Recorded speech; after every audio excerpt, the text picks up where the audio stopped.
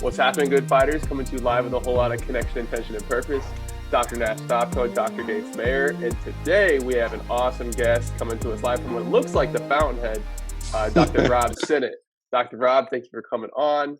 And absolutely, my pleasure. Yeah, I mean, this is just, we've been talking about this for a while, Dr. Gates and I, and, we both graduated the same class. You did our commencement speech, and you've been a big influence, I know, for the both of us.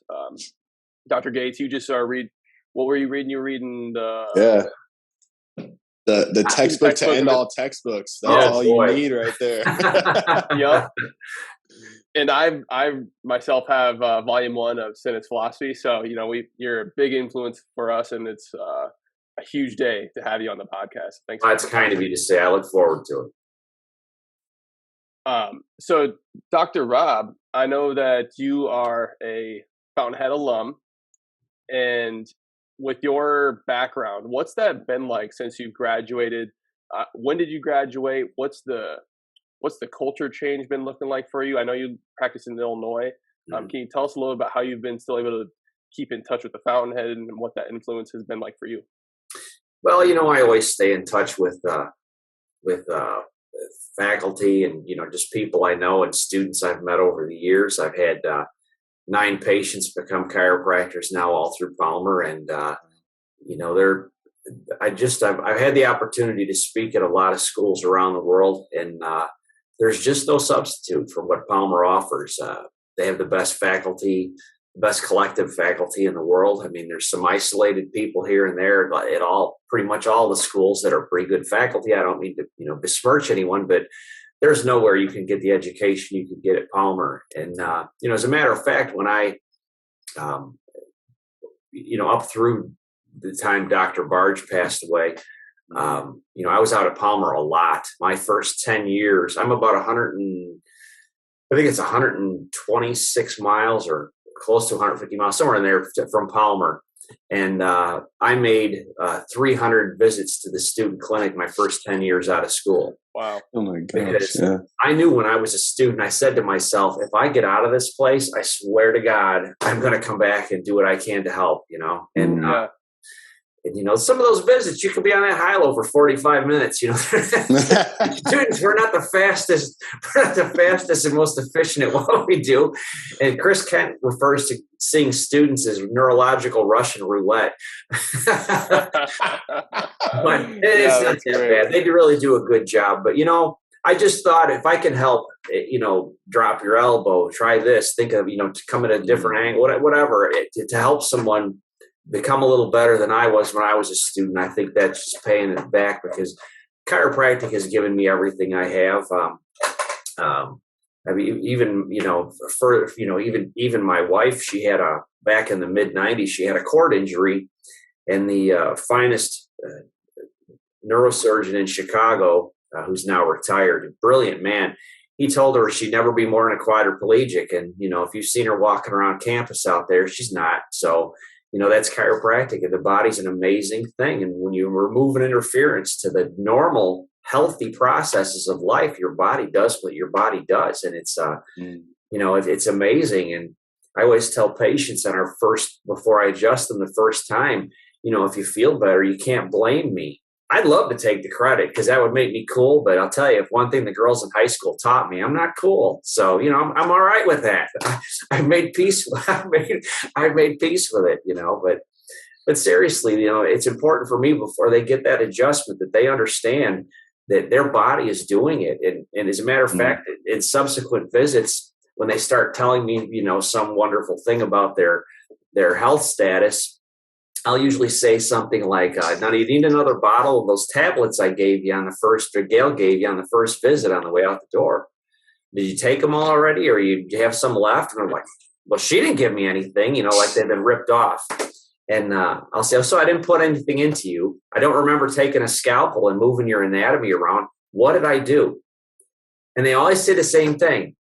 Oh, yeah, I get it. I'm like, no, I understand you get it. And I don't care if you say it properly, but I'm just curious what you think I did because I want to know where they're at. So I know how I can better educate them to get them where they need to be. And, it also reinforces the idea that nothing was put into them. All it was done. And I don't mean to say all because it's a very important thing, but all we do as chiropractors is remove an interference, and it's the biggest thing we can do, but as far as connection with Palmer, I mean, that's my school. And even if I didn't go to school there, I'd still be hanging around Palmer because I everyone in the profession knows it's the place. They're full of the chiropractic world is full of two kinds of people that went to Palmer, people that wish they went to Palmer. I mean, that's pretty much what it is. Yeah, that's true. We have a philosophy diplomate class that I host for a nonprofit that I'm not part of, but I volunteer, and we had Dr. Hines and Dr. Harity, Harity Hines, out to do a technique review for a weekend that's covering the art, and it's a 3-year program, and in the second year we have a weekend of technique where we look at the philosophical side of technique. We also have a little review for people, and most of the people in the current class didn't go to Palmer, which is fine. They're good people. It doesn't matter where you went to school. It matters what you do after you graduate. That's what makes us chiropractors. So, excuse me. And we had them come out and do just a 4-hour little review. And they are so polished and precise in every little movement they make when they speak. And there was a good friend sitting next to me who went to National, and he leaned over and he said, "Why couldn't I learn this when I was in school?" And it's sad because we take it for granted as Palmer people that like, oh, they've got a good technique department, but all schools do. No, they don't. No, they don't. There were faculty from other schools taking notes feverishly while they were talking.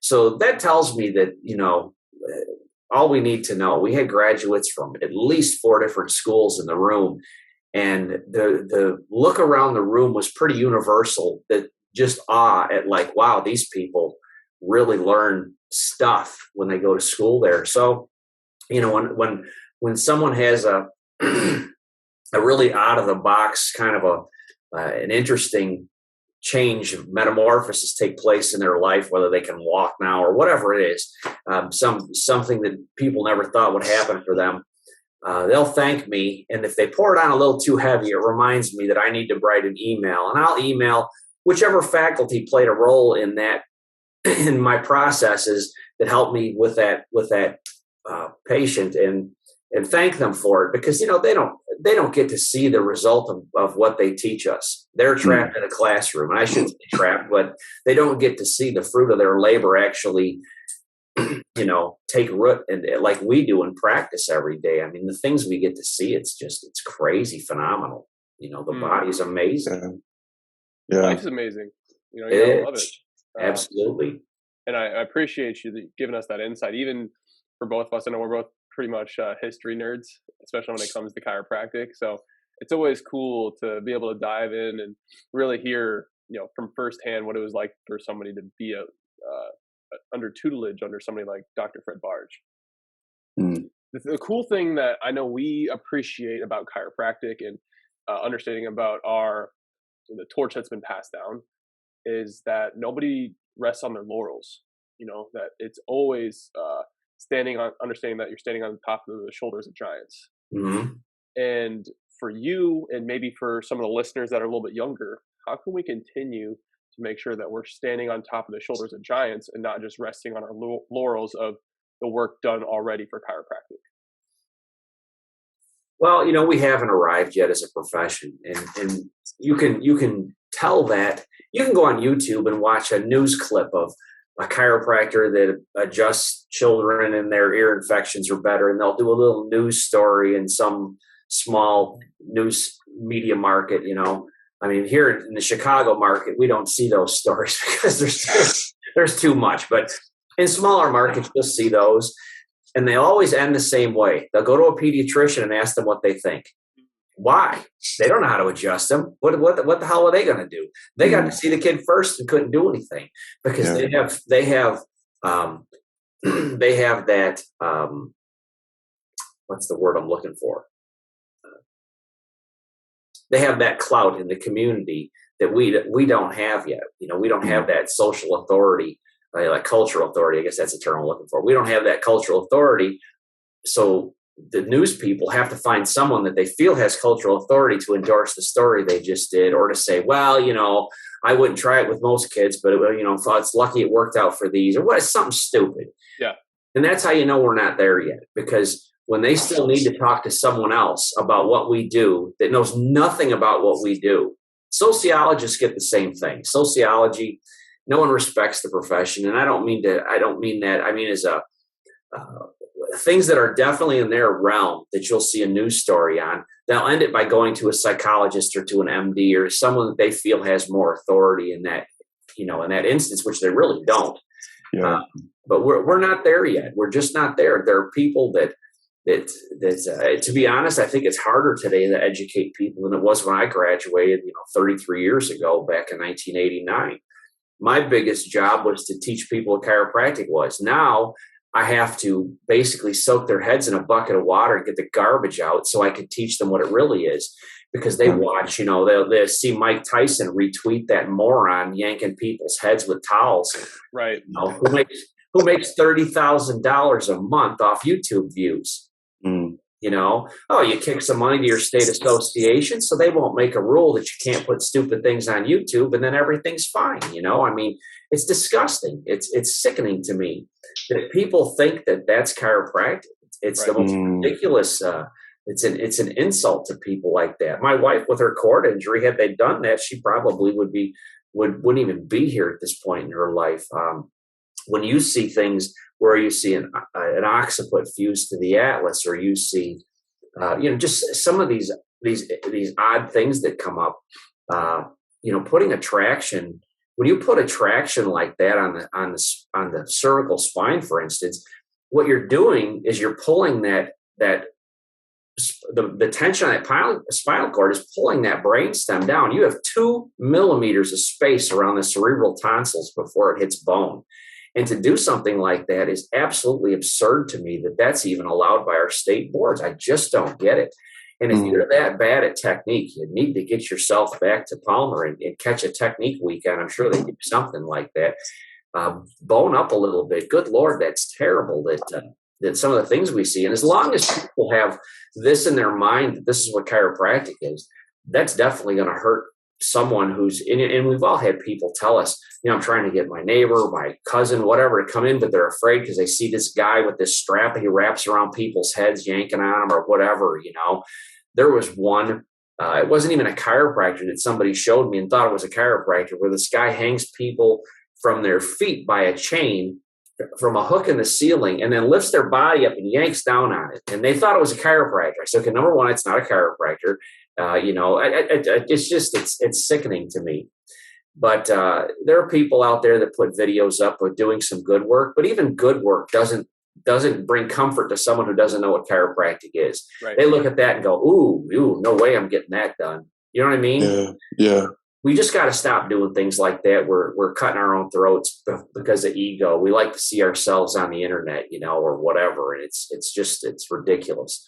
But we've got a long way to go. I was very fortunate. I mean, when I was a student, I remember I met a gentleman who graduated in 1922, which is 100 years ago now, who's obviously long gone. And people were buzzing around him at homecoming. He was in the sidewalk in front of the school by the clock there, and people were buzzing around him like he was a fire hydrant. And I just saw this old guy, and I thought, I need to talk to him. So, I walked with him to where he was going, and we sat and talked through whichever, I don't even remember the lecture we sat through anymore. And it was so fascinating to me to talk to someone who remembers when BJ introduced the NCM, or remembers all that stuff we hear about in history. This guy lived through that stuff. That's just so cool to me. Terrell Dennison graduated in 27, and he and I became good friends. And, he passed away, 70 some years later.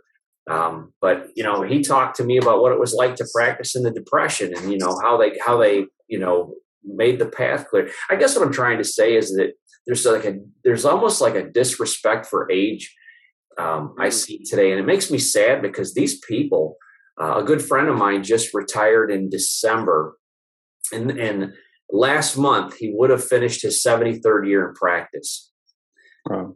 Can you imagine doing this for 73 years? I mean, I'd love to think it's possible, but I'll be long into my 6 foot long retirement property I bought at the local graveyard by that time.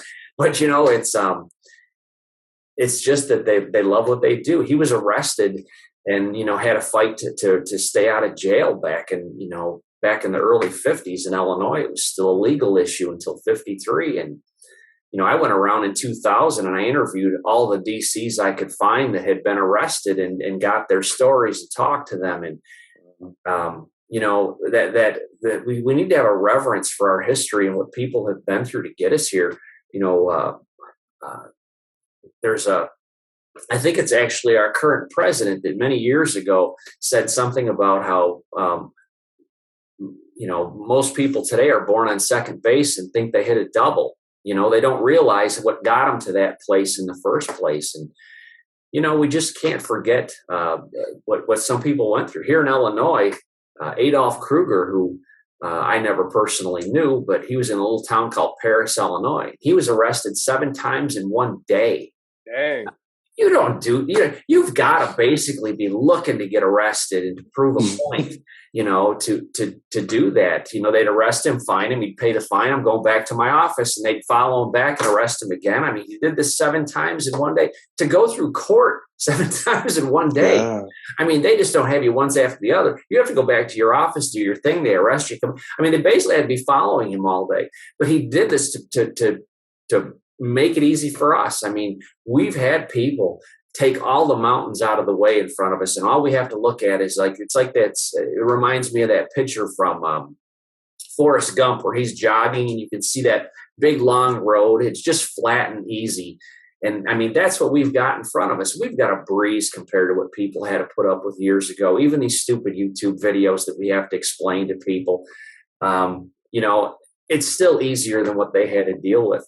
But we're not we're not growing as a profession the way we should.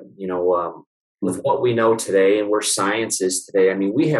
There's a medical community out there from many different continents who are administrators and faculty from major medical schools, Georgetown, and all over the place, and they're getting together and having annual events to try to determine how they're going to switch medical education from fighting disease to restoring health, which is what we're about in the first place. They're trying to get where we're at, and they find nothing but obstacles in their way because the money in healthcare is in fighting disease. I don't know if you ever heard Chris Rock do his thing about, the money's in the medicine, he says something basically, they say, you can do something about AIDS, but they're not gonna. The money's in the medicine, he made a reference to Superman. I can't think of his name now. The actor who played Superman, Christopher Reeves, was paralyzed from the neck down, and he said Superman can't walk. You go to the doctor and say, hey doc, I can't walk, and they give you a chair. That doesn't help. That's right. Not an answer. And I'm not saying we have an answer for Christopher Reeves. That's not my point. My point is to say is that you have a headache. Take this, you won't feel it anymore. My skin I've got a rash on my skin because my body's trying to force some toxin out of my body. Well, take this. This will keep it in. Hey, I've got diarrhea. Take this cork. Really? It doesn't make any sense. We have such an unnatural way of looking at health. If we can get our patients to just understand not so much that medicine's wrong, but that we have something that's right. And our profession today spends way too much time criticizing medicine. I was on my soapbox these past few years, and fruitlessly, I hate to say, trying to get us to talk about what we have to offer as chiropractors. What happened in talking about Palmer, you think of what those classes were like in 1913, 1914. You're talking class of 40, 50 students. Then the flu hit. in 1918. So in 1920, because a lot of people recovered from the flu. I happen to know some chiropractors in our history that had recovered from the flu, or a family member had, and that's why they became chiropractors back in the 20s. And it's just it's a sad thing that they went from class of 40 and 50 to a couple of years later, the June class of 1920 had 1,000 students in it, because we explained what we have to offer as chiropractors, our value. That's what we're about. No, I don't care what medicine does wrong. That's none of my business. That's their problem. Let them do what they do. Medicine may, that we hear all the time, practice of medicine kills 186,000 people a year. Well, that may be true, but here's the thing. If you give me a scalpel and you give me a prescription pad, I'll kill everybody. There will be no one living. I mean, I'll take them all out. They're good at what they do. It's a dangerous model. That's the problem. There are safer ways to find health than what medicine has to offer. And, that's really what we're about. And, the same thing happened in polio. There was a woman in the class ahead of me at Palmer who I would be surprised if she'd be alive today, because she was in her 60s then. She'd probably be pushing 100 if she is. It wouldn't be over now. But wow. I thought it was odd that someone in their 60s was going through all this effort to become a chiropractor. And, you just don't walk up to somebody and say, hey, you're kind of older. What's the deal? So I sat down next to her at a bench in the old clinic across the street from where it is now.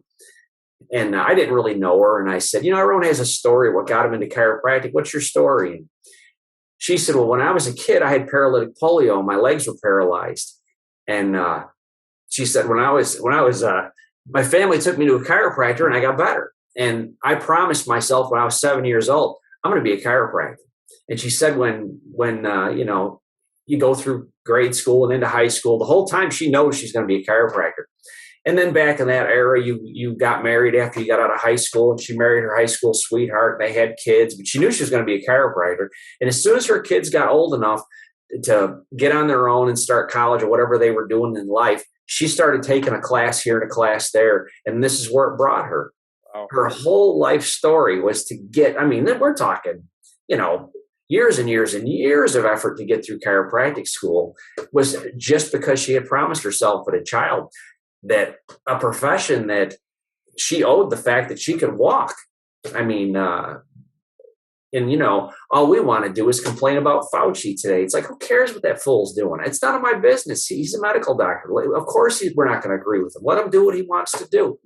But what we have to offer is something so much more important. If we taught people the proper immune function, if we taught them that T cells take out the infected cells, and that B cells make antibodies, and and basically how that all ties into the nerve system, because people don't have an immune system. They have a neuroimmune system. They don't have a respiratory system. They have a neurorespiratory system.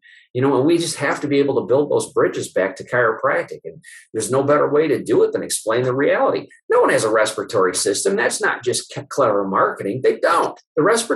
Corpses have respiratory systems. So what? It's the fact that they're controlled and coordinated through the nerve system that is our key and our way into having these conversations with people. And we've just divorced ourselves from all logic these last couple of years. And it's just so frustrating to sit and watch. And I still see people losing their mind over masks. Look, you know what? If they tell me I got to wear swim flippers and a tutu to practice and do what I do, guess what? Pick me out a pretty one and let me go to work. I really don't care. It doesn't matter to me. Those things aren't what matters. What matters to me is that chiropractors forget what our value is. And we totally divorced ourselves from it these last 2 years. And the results show it. We should be in the biggest boom we've ever had. And a lot of us were very busy during this pandemic, thing, even during the lockdowns and all that stuff. Well, in Illinois, we never completely closed. I know a few states that chiropractors couldn't even open for a period. And we didn't have that issue here, and I don't believe you had that issue in Iowa either. But, I wasn't going to lose my mind over it. Whatever they tell me I got to do, fine, whatever. I don't care. I get to practice chiropractic. I don't care. If I, have to wear my shirt backwards, I don't care. Who cares? I can sit and complain about it, or I can move forward, pretend it's, and, it's funny because little kids would come in the office with their masks on and stuff. And I just shake my head and think, this is a damn shame. But we have to do in that era what we had to do. And once the science came out and showed that people who've had this COVID have LLBCs, long-lived bone cells, which make antibodies. And long-lived is kind of not just a name they made up. It actually is because they're there forever. And T cells, they've traced them 17 years back in people with older forms of this COVID. So, when the science came out and finally did what they needed to do, yeah, I get that. But explaining to people how a healthy neuroimmune system functions, that would have been our job. That's what we should have been doing. And we dropped the ball a little bit. And it's embarrassing knowing people, like I described it, had benefited from chiropractors during polio and benefited from chiropractors during the flu. We really dropped the ball, and it's just sad to me. But every day's a new day. Pick up the ball, move forward, do what we're supposed to do, and talk about our value. If people don't know the value of what we do, why would they come to us? I have not gone more than 14 days without getting checked since I was 17 years old. So it's been 40 years of consistent care. I've driven out to Palmer 3 times in 1 week to get checked by students, which, it's, it's because I know the value of being free from a vertebral subluxation. It's an important thing to me. A chiropractor that doesn't get checked, I don't even know where to start with them. I don't even know what to say. If you don't even believe in your own product, I shouldn't even say belief, because believe is like this thing, do you believe in the tooth fairy? Right. But if you don't understand the logic and the science of health to see the value of chiropractic, I don't know where to even start with you. I don't know where to go. And, getting that, we're not geniuses. Our patients are just as smart as we are. If we explain to them what we need to explain to them, they'll get it. If we explain to them what normal physiology, how healthy function works in the body, it's an easy pivot to go to, what happens when there isn't proper communication in the body, Sorry, yeah. Rambling. No, you're good. I think that was excellent. I think it's important to notice that too often as chiropractors, and especially young docs coming out, we let people tell us who we are instead of letting them know who we are and what we do. And one thing that when I was listening to your commencement speech at our graduation, I'm going to read a little bit of it, but I wanted to go further in depth too of how we can build that confidence and clarity. Because I don't know about you, Dr. Nash, but as we've graduated and as we've practiced, I feel like my confidence and clarity has grown exponentially in what we've seen that we're capable of. And I feel like a lot of students don't necessarily know that as much anymore. But you were talking about in your speech, it says they have found that the reason people fill their emergency rooms and critical care units in later decades in life is from poorly adapting over decades, seemingly symptom-free. They illustrate that the prolonged shift in nerve function is the cause of irreversible multi-organ failure in later life. Mm-hmm. Why do they say it's irreversible? Because they can't do what you do. What can medicine do to optimize health? It is simply not in their wheelhouse. And I love that you just said that, because that's our wheelhouse, optimizing health, getting people back. And I feel like so oftentimes in our profession, like, again, we let other people tell us that's not the right model. That's not the right thing to do, or that's not how the human body works, or, an adjustment's phony. And too oftentimes students, especially, I think they fall to that. And so I was wondering if you can give some wisdom to the students that are out there right now and just learning how to gain confidence, how to gain clarity in what they do, because they need it, especially now more than ever, I think, because we have lost our way with talking to older chiropractors or people that have those stories. Even when you shared about the polio, like, that makes, it gives me goosebumps just hearing that. Like, that's freaking awesome. Oh yeah. There was a group of post-polio children who couldn't walk or were paralytic of some form, who used to travel the country together. It was the We Walk Again. I have photographs of them that an old chiropractor had given me, but it was this group. And what they would do is go around the country and perform feats of strength to explain chiropractic to people. I mean, we don't have people doing that for us today. I mean, no, that's amazing. It's pretty much us. But here's the thing. When I got out of school, and even today, I could come to your practice and, man, I could hammer chiropractic home to these people, because I could talk about how good you are at what you do and why it's so important to come to see you. my practice, my ego doesn't let me do that. I have a hard time because it's uncomfortable for me. I'm not a person who's going to get up and tell you how great I am. I'm not. Yeah. I'm no different than anyone else watching this. But what helped me is when I realized that if you're not explaining chiropractic to people, a lot of people feel that they're being that it's like a sales thing. You know what I mean? And we're uncomfortable with that. I am. But then I realized that, what's going to happen to people in our communities if we withhold that information from them. So it's not our right to not explain to people what chiropractic is about. It's not about us. It's about what chiropractic is about. It's what their body, free of interference, is capable of. That's what they need to understand. I mean, I've never had anybody call up and say, I want to bring my child in because they're paralyzed. But I've had paralyzed kids come in because another family member was a patient and understood it to the level saying, hey, and I mean, I've had that, as I mentioned before, I've had that privilege of seeing kids all the way up to 14 years old take their first steps after their first adjustment. And it's not me. I would love that to blow my ego up, but it doesn't, because I didn't do that. What did that is the education I received and I applied it. That's it. I'm a set of hands. I do what I was taught to do. I didn't invent any new way of adjusting a subluxation. I used what I was taught at Palmer. I mean, we have the best technique department in the world. And it boggles my mind that we go to these gurus on the weekend at some Ramada Inn off campus because, we think, oh, well, the stuff they teach us on campus. And this is at every school. And they show how, they'll do some modified rotary brake, a supine thing. And they'll stand up, lift the head up, and they'll come in there at 700 miles an hour, and then they'll turn it to the other side, do the exact same thing on the other side. They know nothing about this person at all.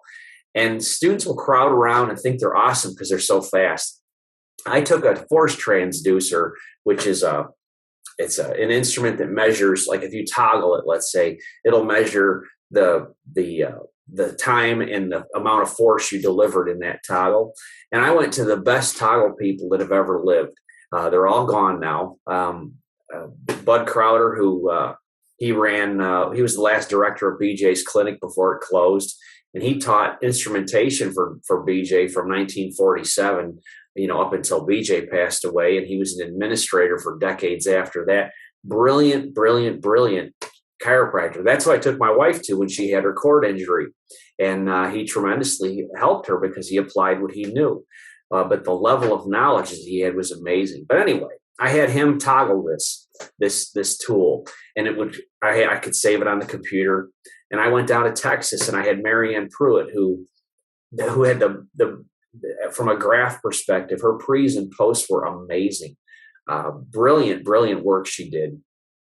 And she would have this long, slow lump of about 20 pounds per square inch. And another gentleman who was a 47 grad as well, Sanford Black, who's also passed away now, brilliant chiropractor. And he'd adjust this instrument. His were spikes of 80 pounds. Now, I went back to the hotel room. I was staying at the La Quinta in Fort Worth, Texas, and I pulled a pen back and I flicked it across that pad. And his toggles were faster. He was over 80 years old. And hers were these big, long lumps that didn't look like anything. And, they both cleared people out. And I realized speed's got nothing to do with it.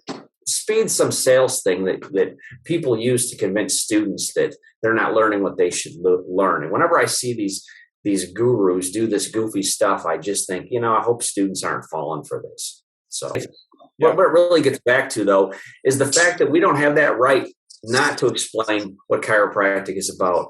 I mean, when there are people in our community that we're never going to meet if we don't, it would never be able to help, never be able to make their life better. And I think of some things I've seen over all these years. If I would have kept my light under a bushel basket of what chiropractic is about, what chiropractic has to offer, there'd be a lot of people that would be suffering. And I truly believe that a lot of people wouldn't be here today if it wasn't for that simple act of just explaining what the value of what we do is. So you're not doing it as a sales for you. You're doing it for them.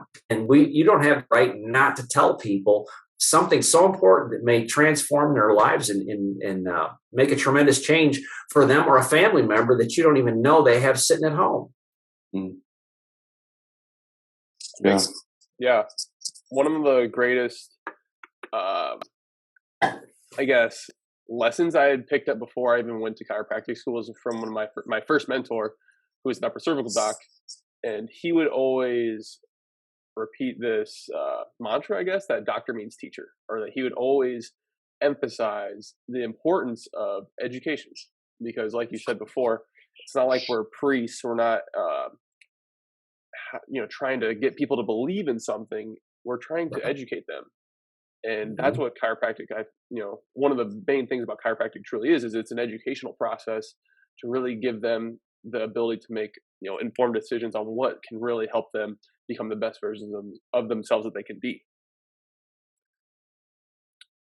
Now, very much. Yes. And, there's something else I'm going to lead into that too, but, here. So, talking about that story, not just me. I got it. Yeah, it's dropping in. It's dropping in.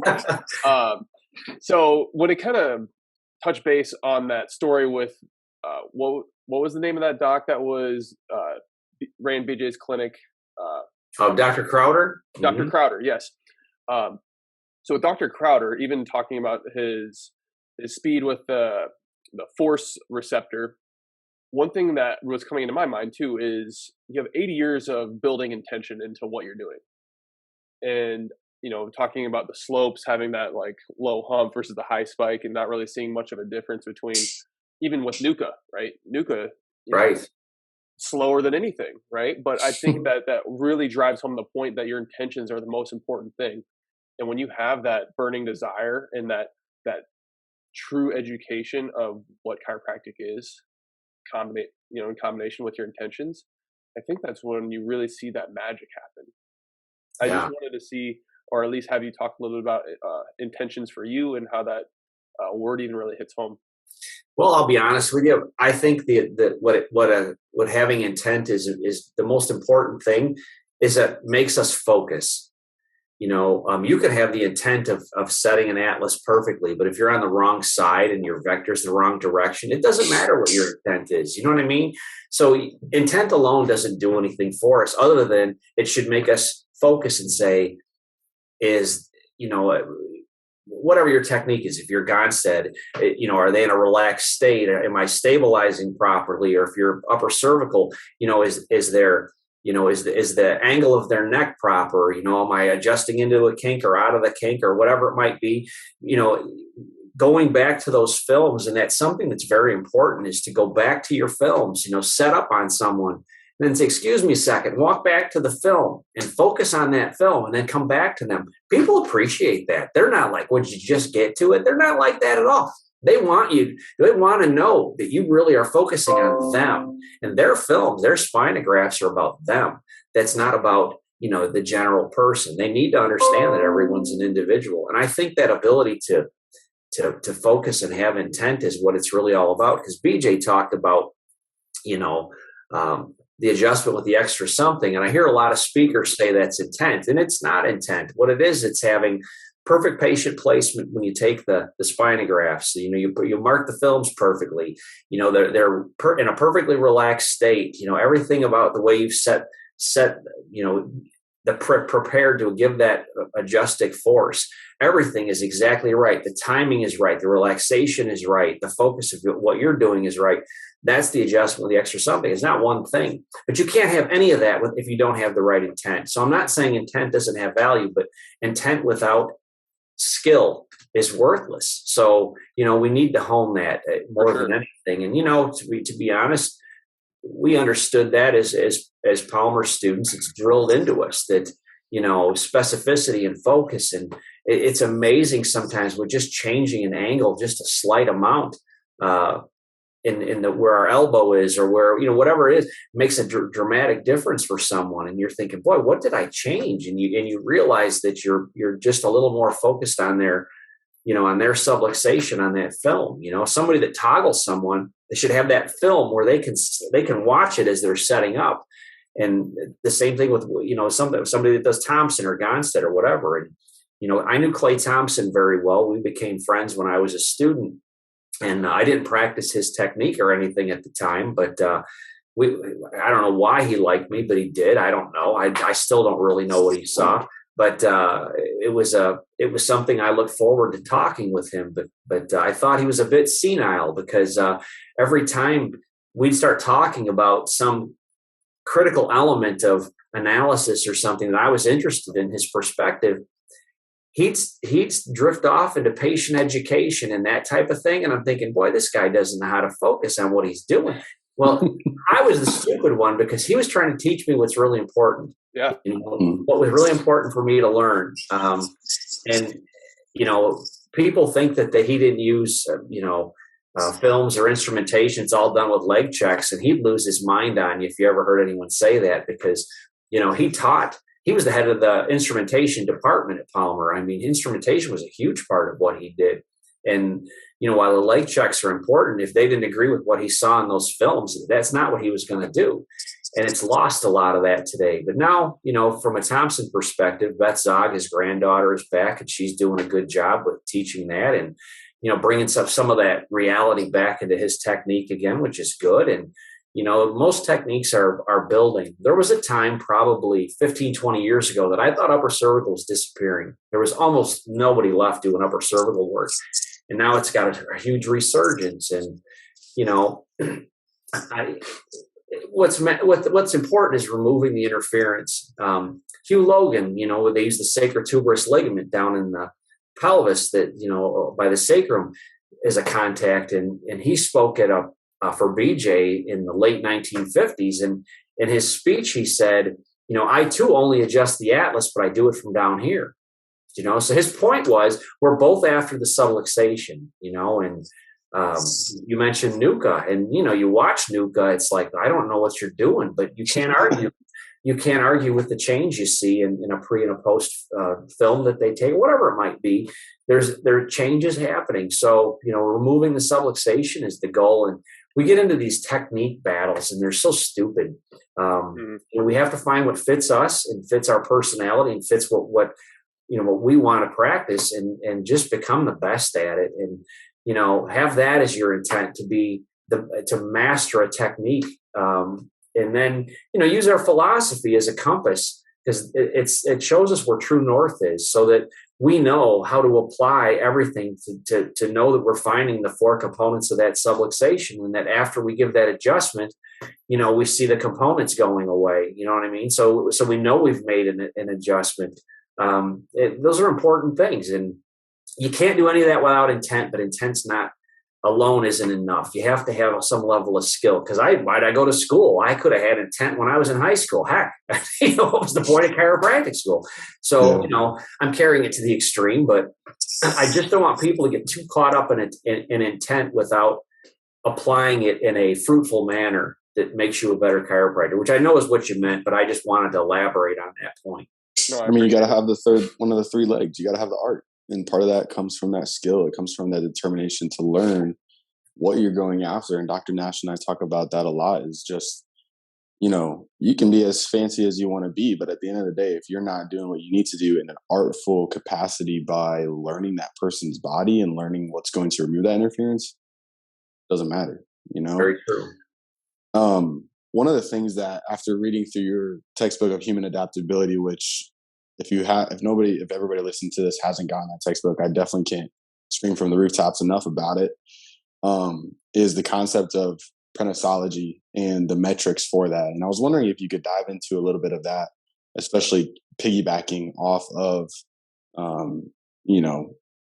being skillful and how to use those metrics with skill. Well, nosology, it means the study of where things come from. Where symptoms come from, where the complaint comes from. And but pre-nosological, what that refers to is it's before symptoms arrive. So it started in Russia. They, which is kind of a dirty word right now, but they were trying to figure out how to make the space program function in the 60s. And they came up with heart rate variability. They were the first ones to really look at that. And what they decided is they needed a way to determine who might have an illness, or who's heading in an unhealthy direction. Let's not send them into space, because someone gets appendicitis, has appendicitis while they're in a space capsule. It's a bad thing for your space program. It doesn't make people clamor to send more money into this program and that type of thing. So they developed heart rate variability as an analysis, and from that, one of the early people in that movement kind of came up with this concept of prenosological. And what it means is, what they find, depending on the study you read, between 70 and 90% of the people in any community have levels of where they're not at an optimal health level. They've slid back towards, the other end says death. Okay, they're not there, but they're not at optimal health anymore. They've slid away, but they haven't developed symptoms because they're not to that point. They've become what we call stress susceptible or stress vulnerable. And you can just go to Google Scholar and look up in quotes stress vulnerability or stress susceptibility, and their medicine's looking at this. They're trying to understand who has propensity to have a problem. And so anyway, 70 to 90%, depending on which study you look at, of people in any community aren't at optimal level, but they don't have any symptoms. Do you know what I mean? They don't have anything. So they go to a medical doctor and they're like, hey, I'm not at optimal health. And they look at them and go, well, you're 120 over 80 and you're 98.6. So everything's fine. Your blood work looks good. It's all great. You're fine. There's nothing wrong with you. And that's not necessarily how health works, but they don't understand that. They have to have that they have to degrade to the point where they develop symptoms or even pathology before medicine has a place to even step in and do something. So just as an example of how that's being used today, neonatal intensive care units in some of the bigger cities in the country are starting to look at EKGs on the preemies. So these premature children, they're very tiny, and a lot of them fall into sepsis where they get a full body infection, and a lot of them die from that. So they started using EKG and then running it through heart rate variability. And when they see that level of heart rate variability start to drop, they know now they're stress susceptible or stress vulnerable. So a vector can come along and infect them. So now when they see that level of heart rate variability begin to decrease, from a medical perspective, they start treating that child for sepsis 2 days before there's a symptom. So they know that now they're susceptible to have sepsis. So they start doing something about having sepsis, and more of these kids are living. We can have an argument whether or not, an antibiotic regimen is the best thing to do. I mean, I would personally like them to see them call a chiropractor to come adjust them. We never used to have pediatric chiropractors, 30 years ago. Every chiropractor knew how to take care of children. It wasn't a specialty. I mean, we all did that. But from a medical science perspective, they're starting to see this. They're seeing this happen. And in that text, I use examples of, everything from something like that all the way to leprosy, and show that groups of lepers have lower levels of adaptability through heart rate variability than people who don't have leprosy. And Yeah. they've done studies with everything. There's 1,000 studies in that book, and I wonder sometimes how I was able to put that together and write it, but it's done. So, and even there's a chapter on transgenerational stress, which is probably the least popular chapter because it's depressing as hell. They did studies of women who were pregnant at 9/11 in New York, and they can see the levels of stress now, what is this, 2 decades later in their kids. They can see what happened to their kids, but from the stress the mother went through at 9/11.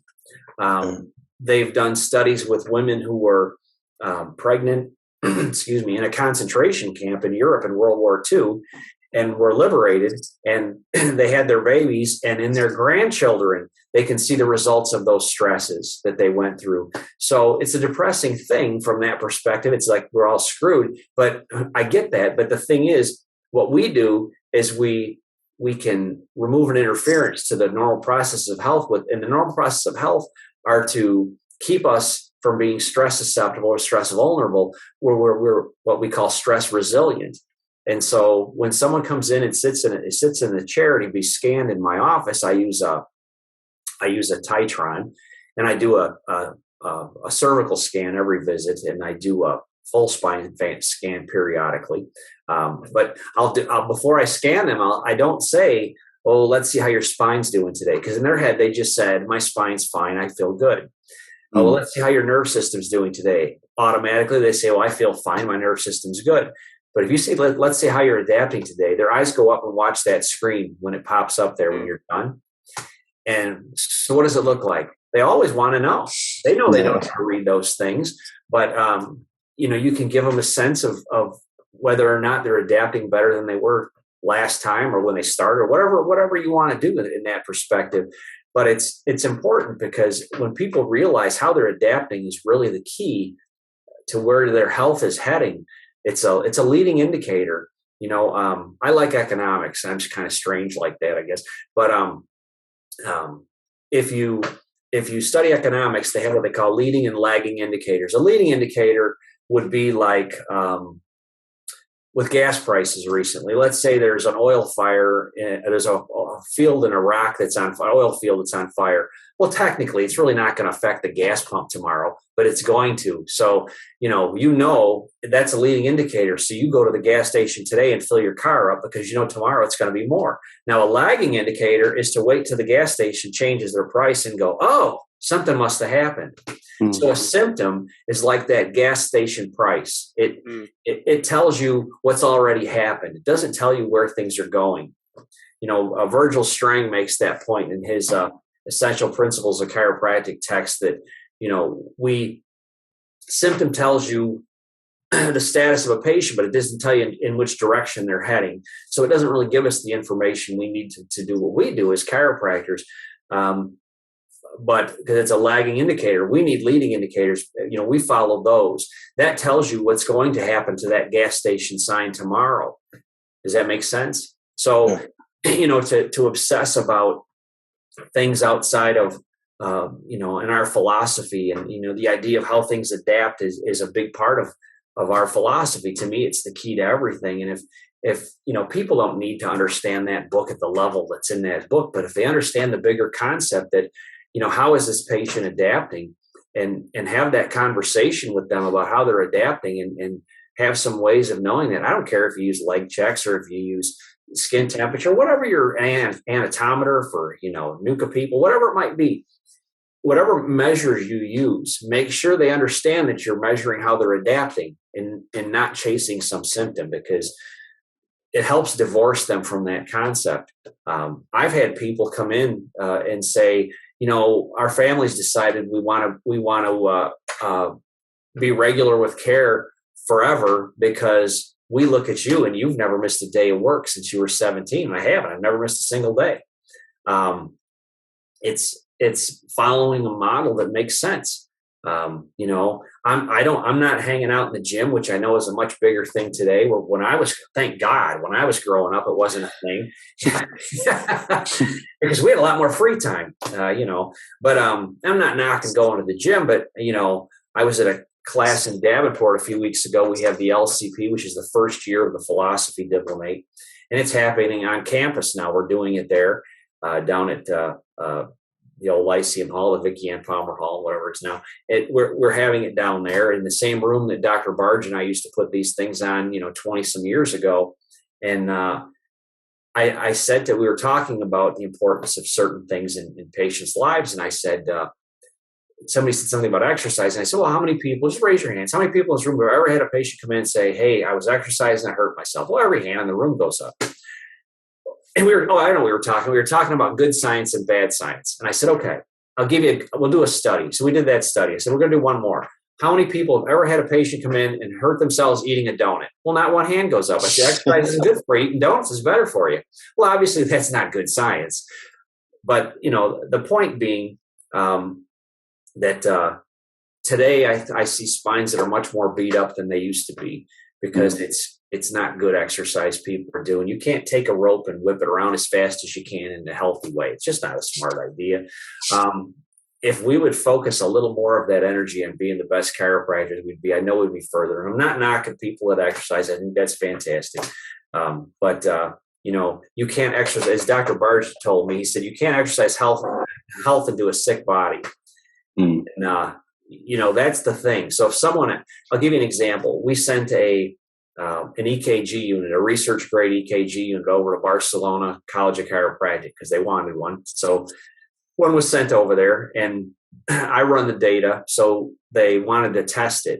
So I said, well, send me a pre and a post adjustment and give at least 6-7 minutes between the two so that, we know they've rested, and I'll run the data and send it back to you. So I ran the data, sent it back to them. And they said, well, what does this mean? And I said, well, I really didn't look at your data. So I pull it up on the screen and I'm looking at it.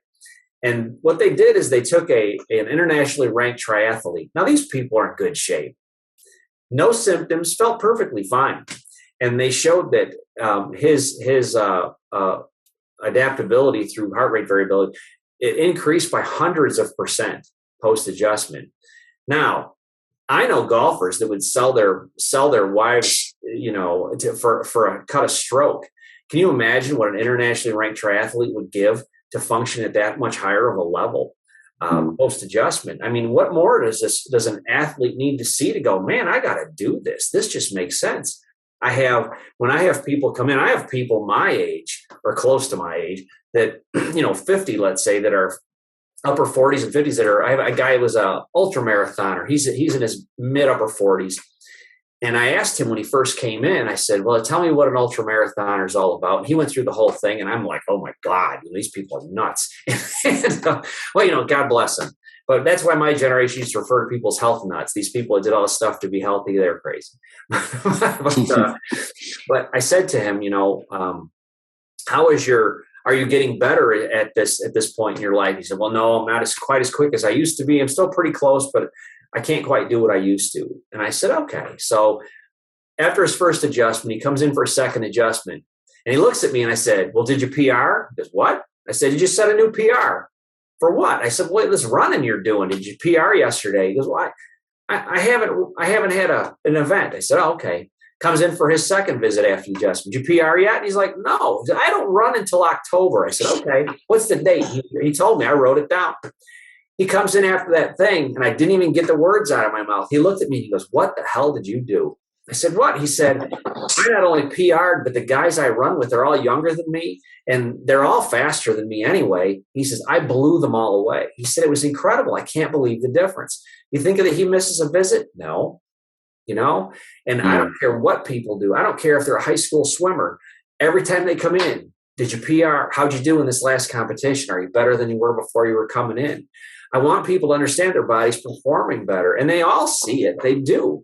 It's not like I'm performing some miracle adjustment. I'm doing what I was taught to do the way I was taught to do it. Just be specific and do the best job I can. And if people understand that and understand that they're adapting better post-adjustment, what more is there to understand? I mean, there's 1,000 studies in that book. And the idea that 70% of the people at the low end in any community aren't functioning at their highest level, but don't have symptoms yet, they're ours. They're made for us. That's what we do. And if we're not making that case in our practices for people to understand well enough to refer someone in, well, that's a shame, And on that idea of referrals, just a really quick story. I know I'm rambling. I apologize. No, don't apologize. It's gold. Really quick story. When I was a new grad like you guys fairly do, I started following Reggie Gold around the country. Reggie Gold's going to be in Detroit this weekend. Well, I drive to Detroit, which is, like 6.5 hours from me. I drive to Detroit and I'd sit through that same seminar. I saw him doing Chicago the weekend before, or Milwaukee 2 weeks ago, or Lincoln, Nebraska a month ago. It was the exact same 10 hours. I'd seen him so many times that I got to the point where I could just turn the volume off. And I'd think to myself, now he's going to talk about this. And he does. Now he's going to mention this. And he does. And I know what he was going to do. And he told this story about, and I was just out of school, not even a year. And he told this story about a patient that he was lowering down on a high-low, and he stopped it partway down and said, everything okay with you and me? And Guy's like, yeah. And he said, well, usually by this time people have referred somebody in. I thought, if there's something I need to clarify or something I'm doing that's upsetting you, I need to know. And the guy's like, well, I just, I never thought about it. He's like, well, most people have referred somebody in. I just want to make sure everything's okay, and lowered him down. And that was it. And I thought, oh, I so can't do this. This is not me. I'm not that kind of guy, but I'm hungry. So I like food. So I'm going to do this. Well, this poor soul that came in that next day, Barb, I remember her vividly. She was a school bus driver and sciatica down both legs. She was a hot mess, but now she's doing great. And so I'm lowering her down on the high-low, and I stop it. Well, you stop a high-low, it doesn't stop. It goes like this. And I thought, that's odd he didn't mention that. And so I said, Barb,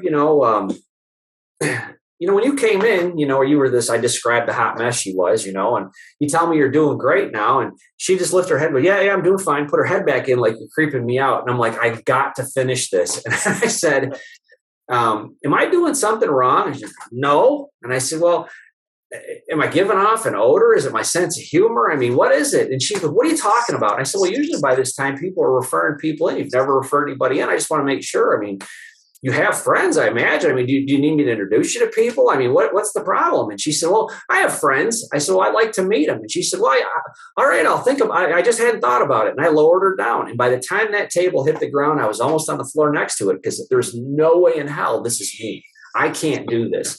I never did it again because it was so fake feeling to me. I can't do it. God bless people that can do this, because I'll tell you what, Barb sent 13 people into me. That's awesome. But you know what, though? It was so unauthentic for me. It's not me. So I'm telling this to Dick Plummer, who is he used to be a patient of Reggie's when Reggie was in practice back in still in practice in the early 70s in New York. And we're both speaking in South Carolina or at this philosophy thing down at the state association. And I'm standing at the elevator with Dick, and I'm telling him this story, and he's laughing louder and louder. And I go, well, Dick, it's not that funny. He goes, Reggie never owned a high-low. And I thought, son of a. So I'm apparently the only person ever to do that. But I have to say, if it's you, it works. Not saying 13. But the idea that I sent 30 some patients to my first chiropractor. I thought everybody did that. If I met someone, if Nash, if you and I are friends and I meet your new girlfriend, she's going to be a patient at this guy's office, because I'm going to pull her to the side. We're going to sit down and talk. And I'm a poor college student that couldn't rub two nickels together. I was making $5 an hour at 3 different jobs I had trying to save money. And I tell them, look, if he doesn't help you with this TMJ issue or whatever their problem was, I'll pay for it. Well, hell, I couldn't pay for it. But that's the confidence I had in what this guy was doing. And I thought everybody referred like that. So it was a shock to me when I got into practice. And it's like, you grew a new arm and you're not sending people in here. What's the deal? I don't understand this, And I scratch my head and I don't get it. But I guess I'm different. But, if people understand the opportunity of health that we offer, or their bodies offer, just free of interference, it's a tremendous, massive thing. And that ability to adapt is so important. So, if people want to change one thing right now today, when they check people, don't say, let's see how your spine is doing, let's see how your nervous system is doing. Say, let's see how you're adapting today. And then you have an opportunity to explain what that means to people, because when you're adapting, you're staying alive. A flower on that windowsill here, if I have a flower on my windowsill, I like to see the sunflower. So I turn it to face my room, to face me. Well, I come back from lunch and somebody must have turned my flower. So I turn it back again. Well, the flower goes back by the end of the day and I haven't left the room. I'm like, well, this is weird. Well, it's because that's what living things do. That they optimize themselves by facing the sun. They adapt to the fact that some idiot is facing them the wrong way in the room and they turn and face the other way. When do they stop doing that? When do they stop adapting? When they're dead. So the life is about how we adapt. It's what we are as people, I saw someone this weekend that we had a diplomate class, and one of the people gave an explanation, and they had this it's a push-up toy, they're called. It's a flower pot with a flower, and he pushes up on it, and the thing goes limp and falls over. And he's talking about nerve supply and that type of thing.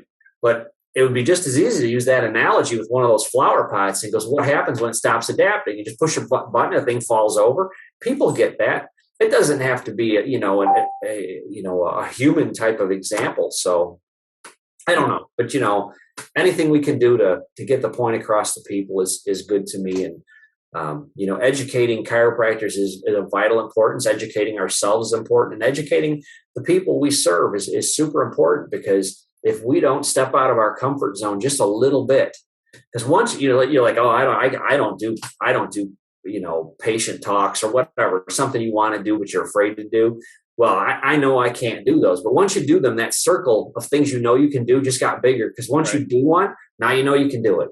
So not saying that that's what you need to do, but whatever it is you want to do in your practice, but you're nervous about, step outside of your comfort zone just a little bit and do something. If practice on grade school kids, you could show them anything and they're like, I like you, So, go to offer yourself to a grade school, offer yourself to judge a science fair, whatever it might be.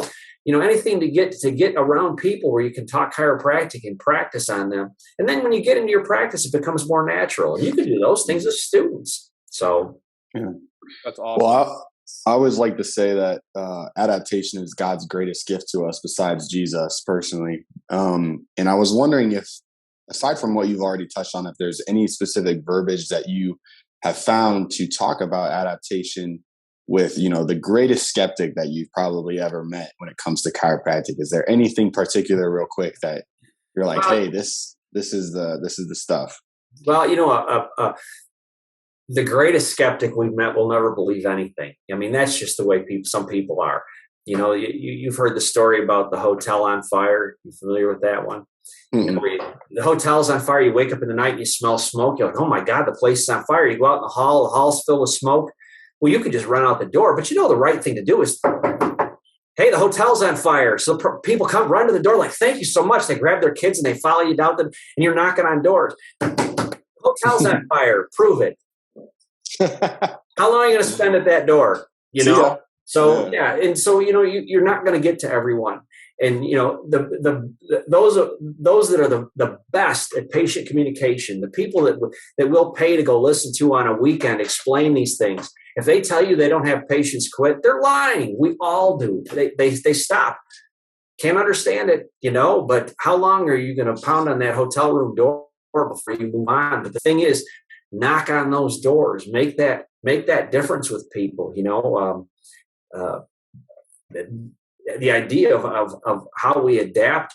I mean, I think the flower on the windowsill is a really simple, great thing. Yeah, I saw that push-up toy this weekend. I thought, I got to get one of these because, it's the little capper on it to say what happens when a flower quits adapting and stops turning towards the window.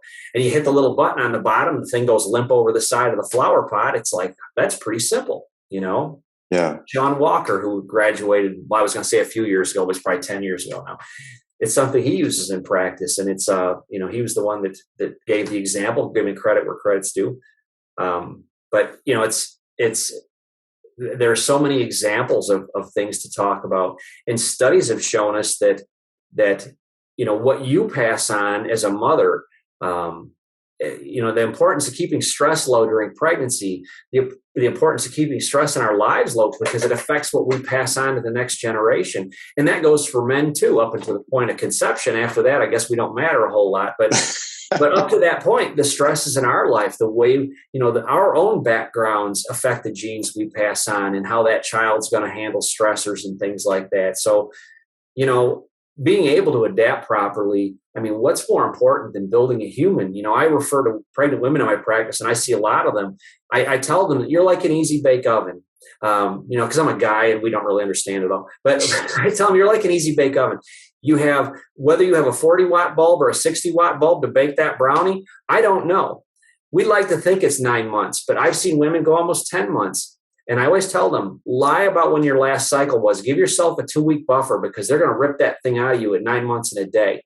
They get so anxious, and it's a normal, natural process. And I always give the example of, the woman in Africa that was pregnant for like 3.5 years and never delivered. And they're like, I didn't know about that. It never happened. That's why they always come out. I'm lying. They always come out, And it just, you got me on that one too. Yeah, because you're like, no kidding. Yeah. Well, that's because we're guys. But a pregnant woman will always go, I never heard about that. It's like, because it doesn't happen. They always come out, So It's awesome. anything we can do to get that idea that how we adapt across the people better is because that's our, if we're going to put us in a cubby hole, put us in that one. Don't put us in low back pain. People have kidney cancer and have low back pain. I mean, there's a billion things that can cause low back pain, but if you have decreased levels of adaptability, I'll bet dollars to donuts, and I like donuts, but I'm just kidding. But I'll bet that if that person is subluxated,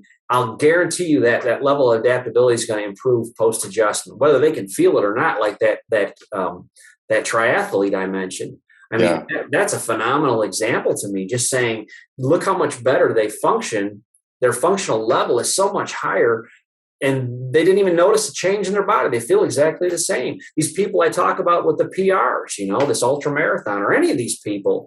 I mean, all these years I've had, football, all kinds of people come through the practice, and they all function better. They all notice a difference. So, that's what it's about. That's amazing. Wow, I cannot thank you enough for hopping on with us today. I know Dr. Nash had to run out here a little bit. He had to go serve up some people. That's good.